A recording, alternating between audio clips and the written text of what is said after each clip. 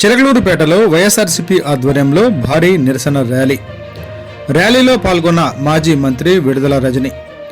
చిలకలూరుపేట పట్టణంలోని అడ్డరోడ్ సెంటర్ నుంచి తహసీల్దార్ కార్యాలయం వరకు కొనసాగిన ర్యాలీ.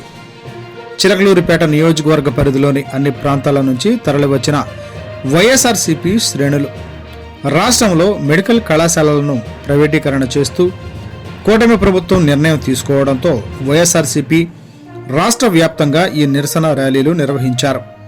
మాజీ మంత్రి విడుదల రజని కామెంట్స్. సీఎం చంద్రబాబు నాయుడు తీసుకున్న ప్రజా వ్యతిరేక విధానాలను వైఎస్ఆర్సీపీ తీవ్రంగా ఖండిస్తుంది. పేదలకు సంజీవనలా ఉన్న కార్పొరేట్ వైద్యాన్ని ప్రైవేటీకరణ చేయడం ప్రజా వ్యతిరేక విధానాలు. వైఎస్ఆర్సీపీ అధికారంలో ఉన్న సమయంలో రాష్ట్రంలో 17 మెడికల్ కళాశాలలను తీసుకువస్తే కూటమి ప్రభుత్వం వచ్చాక ప్రైవేటీకరణ పేరుతో కళాశాలలను అమ్ముకుంటున్నారు.